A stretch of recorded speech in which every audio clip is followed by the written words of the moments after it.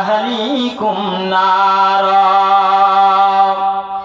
হে ইমানদারের দল, তোমরা নিজেকে নিজে জাহান্নামের আগুন থেকে বাঁচিয়ে নাও। তারপরে আমার আল্লাহ বলছেন ওয়া আহলিকুম নারা, তারপরে তোমার আহাল পরিবারকে তুমি জাহান্নামের আগুন থেকে বাঁচিয়ে নাও।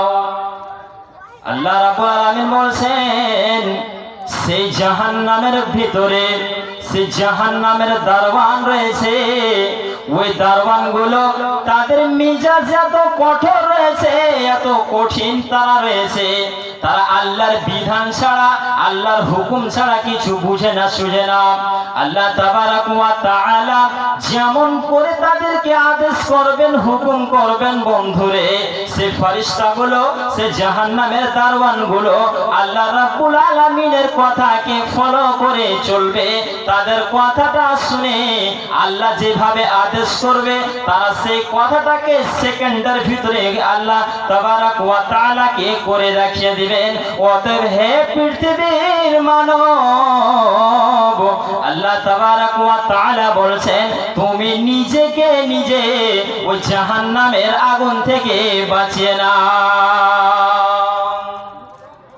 এই আয়াতের ভিতরে আল্লাহ তাবারাক ওয়া তাআলা প্রত্যেকটা মানুষের দিকে লক্ষ্য করে বলছেন, বান্দা আমি আল্লাহ জাহান্নামকে বানিয়েছি, তাহলে তোমরা সেই জাহান্নাম থেকে নিজেকে নিজে বাঁচিয়ে নাও।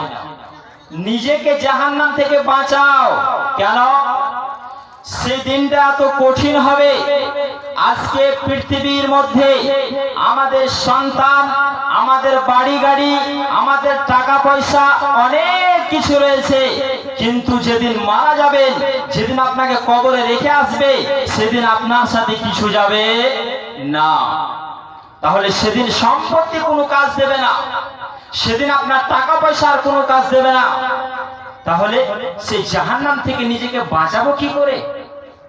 সেই জাহান্নাম থেকে নিজেকে বাঁচাতে গেলে এই পৃথিবীতে, এই দুনিয়াতে আপনাকে আমাকে আমল করে যেতে হবে, আল্লাহর বিধানকে মেনে চলতে হবে। তাহলে সেই জাহান্নাম থেকে বাঁচার উপায় রয়েছে, কিন্তু মানুষ মদ থেকে বাঁচতে পারবে না। মদ থেকে বাঁচতে পারবে? আপনারা একটা কথা বললে খুব ভালো হয়। আজকে পৃথিবীতে মানুষ এত গুনাহের সাথে জড়িত, এত অন্যায়ের সাথে জড়িত, এত জেনা ব্যভিচারে জড়িত, কিন্তু তারপরেও সেই লোকটা মদ